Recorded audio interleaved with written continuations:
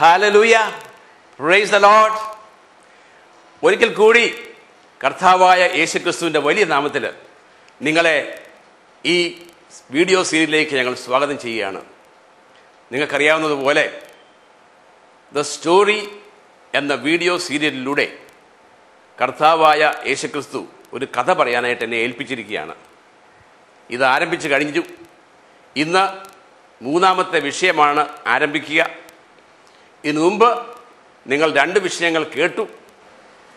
അതിലെ ആദ്യത്തെ വിഷയം ക്രിസ്തീയ ജീവിതം ഒരു ആത്മീയ സമരമാണ്. അതേക്കുറിച്ച് ടെലിവിഷനിലൂടെ കാണുന്നവർ 4 എപ്പിസോഡുകൾ കണ്ടിരിക്കുമെന്ന് ഞാൻ വിശ്വസിക്കുകയാണ്. രണ്ടാമത്തെ വിഷയം സത്യം നിങ്ങളെ സ്വതന്ത്രരാക്കും. അതിൽ 4 എപ്പിസോഡുകൾ ഉണ്ടായിരുന്നു. അതും എന്നെ ശ്രവിക്കുന്നവർ കേട്ട് കഴിഞ്ഞു എന്ന് ഞാൻ വിശ്വസിക്കുകയാണ്. കഴിഞ്ഞ എപ്പിസോഡുകൾ കേൾക്കാതെയാണ് ആരെങ്കിലും ഇന്ന് ഓണാക്കുന്നെങ്കിൽ, ഒരുപക്ഷെ നിങ്ങൾക്ക് എല്ലാം മനസ്സിലാകുന്നില്ലെങ്കിൽ,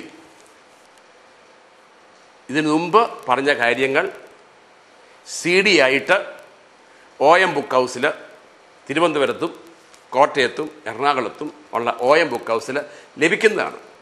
അതുകൂടാതെ എവിടെയെല്ലാം ലഭിക്കുമെന്ന് ഈ പ്രോഗ്രാമിൻ്റെ അവസാനം ടെലിവിഷനിൽ എഴുതി കാണിക്കുന്നത് നിങ്ങൾക്ക് കാണാവുന്നതാണ്.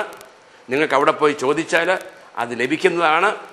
തീർച്ചയായിട്ടും ഞാൻ വിശ്വസിക്കുന്നു, സത്യമറിയാൻ ആഗ്രഹിക്കുന്നവർ ഏതെങ്കിലും മിസ് ചെയ്തിട്ടുണ്ടെങ്കിൽ അത് മേടിച്ച് അത് കേൾക്കണമെന്ന് ഞാൻ പ്രാർത്ഥിക്കുകയാണ്. ഇനിയും ദ സ്റ്റോറി ആരംഭിക്കുന്നതിന് മുമ്പ് ഒരു ഇൻട്രഡക്ഷനായിട്ട് ഒരു പ്രധാനപ്പെട്ട വിഷയം പറഞ്ഞിരുന്നു, വീണ്ടും ജനനം എന്ന വിഷയത്തെക്കുറിച്ച്. അതിൽ 7 എപ്പിസോഡുണ്ട്. ആദ്യത്തെ 4 നിക്കോദേമോസിനോട് യേശു സംസാരിക്കുന്ന കാര്യങ്ങളാണ്. യേശു വളരെ ശക്തമായിട്ട് സംസാരിക്കുകയാണ്. നീ വീണ്ടും ജനിക്കാതെ നീ സ്വർഗരാജ്യത്തിൽ പ്രവേശിക്കുകയില്ല. അതും സംസാരിക്കുന്നത് നല്ല ഒരു ഭക്തനോട്, തൻ്റെ യഹൂദ മതത്തിലെ എല്ലാ ആചാരങ്ങളും അനുഷ്ഠാനങ്ങളും പാലിച്ചുകൊണ്ട് മോശയുടെ എല്ലാ പ്രമാണങ്ങളെയും മുറുകെ പിടിക്കുന്ന, ദൈവത്തിന് മുമ്പിൽ സ്വയം നീതീകരിക്കപ്പെട്ട, എനിക്ക് യാതൊരു കുഴപ്പവുമില്ല എന്ന് ചിന്തിക്കുന്ന ഒരു മനുഷ്യനോടാണ് യേശു പറയുക, സത്യം സത്യമായി ഞാൻ നിന്നോട് പറയുന്നു, നീ വീണ്ടും ജനിക്കുന്നില്ലെങ്കിൽ നീ ഒരിക്കലും സ്വർഗ്ഗരാജ്യത്തിൽ പ്രവേശിക്കുകയില്ല. അതേക്കുറിച്ച് ഒന്ന് മനസ്സിലാക്കിയിട്ട് ഇത് കേൾക്കുന്നതാണ് നല്ലത്. അതുകൊണ്ട് ആരെങ്കിലും കേട്ടിട്ടില്ലെങ്കിൽ അവ ഒന്ന് അന്വേഷിക്കുക. ഈ സ്ഥലങ്ങളിൽ തന്നെ ലഭിക്കും. അതിനുശേഷം 3 കാര്യങ്ങൾ എന്തുകൊണ്ട് വീണ്ടും ജനിക്കണമെന്ന് പറയുന്നുണ്ട്. അങ്ങനെ 7 CDകൾ നിങ്ങൾ ഇതിനു മുമ്പ് കേട്ടിട്ട്, ഇതിനു മുമ്പ് ഉണ്ടായിരുന്ന 8 എപ്പിസോഡും കേട്ടിരുന്നാൽ തീർച്ചയായിട്ടും നിങ്ങൾക്ക് ഇവിടെ പറയപ്പെടുന്ന കാര്യങ്ങൾ സംശയം കൂടാതെ ഫോളോ ചെയ്യാൻ പറ്റും.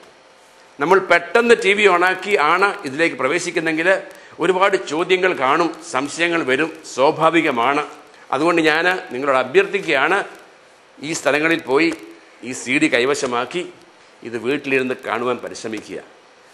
അപ്രകാരം കേട്ടിരിക്കുന്നു എന്ന് ഞാൻ വിശ്വസിച്ചുകൊണ്ടാണ് ഇന്ന് ദൈവവചനമാകുന്ന വിഷയത്തെക്കുറിച്ച്, ദൈവവചനത്തിൻ്റെ പ്രാധാന്യത്തെക്കുറിച്ച് ആരംഭിക്കുന്നത്. അങ്ങനെ ആരംഭിക്കുമ്പോൾ ഇത് ദൈവവചനത്തെക്കുറിച്ചുള്ള 3ാമത്തെ എപ്പിസോഡാണ്. എന്നാൽ ദ സ്റ്റോറി എന്ന വീഡിയോ സീരിയലിൻ്റെ 11ാമത്തെ എപ്പിസോഡാണ്. പ്രാർത്ഥനാപൂർവം കേൾക്കുക. ഞങ്ങളുടെ ആത്മാർത്ഥമായ ആഗ്രഹങ്ങളും നിങ്ങൾക്ക് സത്യമറിയാനുള്ള ആ തീഷ്ണതയൊക്കെ കർത്താവിന് ഞങ്ങൾ സമർപ്പിക്കുന്നു. നിങ്ങളെല്ലാവരും സത്യമറിഞ്ഞ് ആ സത്യം നിങ്ങളെ സ്വതന്ത്രരാക്കട്ടെ എന്ന് ഉള്ള പ്രാർത്ഥനയോടുകൂടി കർത്താവിന് മുമ്പിൽ ഇന്നത്തെ വചനം ശുശ്രൂഷ ഞങ്ങൾ സമർപ്പിക്കുന്നു. ഈ ദൈവത്തിൻ്റെ വചനത്തെക്കുറിച്ച് വീണ്ടും ചിന്തിക്കുവാണെങ്കിൽ, ദൈവത്തിൻ്റെ വചനം പൗലോസ് പറയുന്നുണ്ട്, ഞാൻ സുവിശേഷത്തെക്കുറിച്ച് ലജ്ജിക്കുന്നില്ല. എന്തുകൊണ്ടെന്നാൽ ഇത് രക്ഷയിലേക്ക് നയിക്കുന്ന ദൈവത്തിൻ്റെ ശക്തിയാണ് എന്നാണ് പൗലോസ് പറയുക.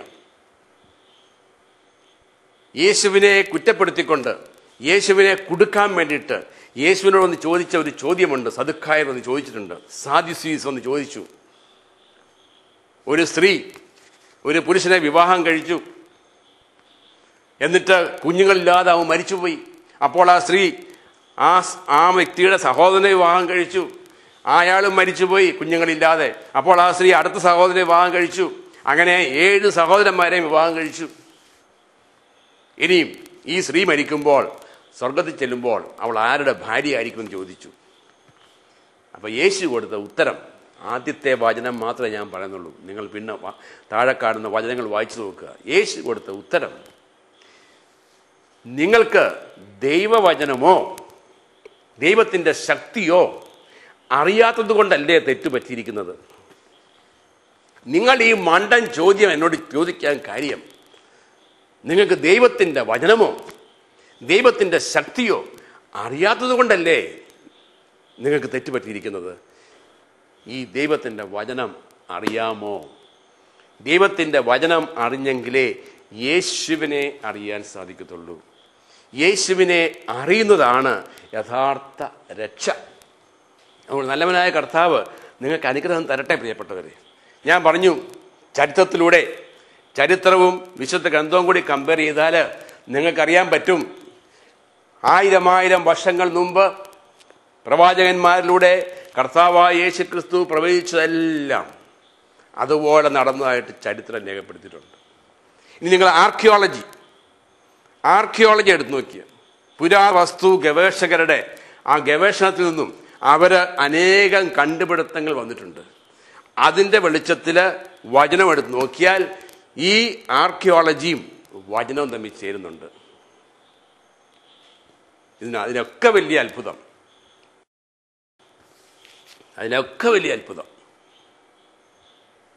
ഈ വചനങ്ങൾ എഴുതുവാനായിട്ട് ദൈവം 40 പേരെ ഉപയോഗിച്ചിട്ടുണ്ട്. ഈ 40 പേര് എല്ലാവരും ഒരേ കാലഘട്ടത്തിൽ ഒരേ സ്ഥലത്ത് ജീവിച്ചിരുന്ന അല്ല.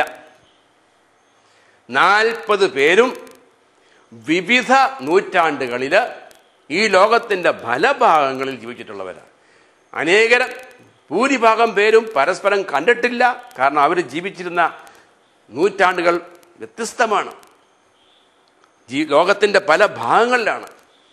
ചിലരൊക്കെ വലിയ പഠിപ്പുള്ളവരായിരുന്നു, ചിലരൊക്കെ പഠിത്തമില്ലാത്തവരായിരുന്നു, ചിലരൊക്കെ രാജാക്കന്മാരായിരുന്നു ദാവീദിനെ പോലെ, ചിലരൊക്കെ പാവപ്പെട്ടവരായിരുന്നു, മുക്കുവന്മാരായിരുന്നു. എന്നാൽ ഇവരെല്ലാം കൂടെ എഴുതിയ അനേക ഗ്രന്ഥങ്ങൾ ഒന്നിച്ചു കൊണ്ടുവന്നതാണ് ബൈബിള്.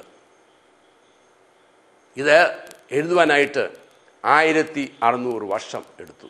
16 നൂറ്റാണ്ടുകളിലൂടെ 40 വിവിധ ആൾക്കാർ പല സമയത്ത് എഴുതിയത്. എന്നാൽ ഇതിൻ്റെ ഏറ്റവും വലിയ അത്ഭുതം, ഇവരെല്ലാവരും പരസ്പരം കണ്ടിട്ടുമില്ല, ആലോചിച്ചിട്ടുമില്ല. പക്ഷെ ഇവരെല്ലാം പറയുന്നത് ഒന്നാമത്തെ പേജ് മുതൽ അവസാനത്തെ പേജ് വരെ ഇവർ പറയുന്ന ഒരു ആളുടെ കാര്യമാണ്, ഒരു വ്യക്തിയുടെ കാര്യം. ആ വ്യക്തി എൻ്റെ ജീവിതം മുഴുവൻ ഞാൻ സമർപ്പിച്ച്, ഞാൻ ഏറ്റവും അധികം സ്നേഹിക്കുന്ന, ഞാൻ ഏത് നാമത്തെ മുറുകെ പിടിച്ചോ ആ നാമത്തിന് വേണ്ടി ഞാൻ സഹിക്കുന്ന എൻ്റെ ഏറ്റവും പ്രിയങ്കരനായ എൻ്റെ രക്ഷകനായ യേശുവിൻ്റെ നാമമാണ് ഈ വിശുദ്ധ ഗ്രന്ഥം വെളിപ്പെടുത്തുന്നത്.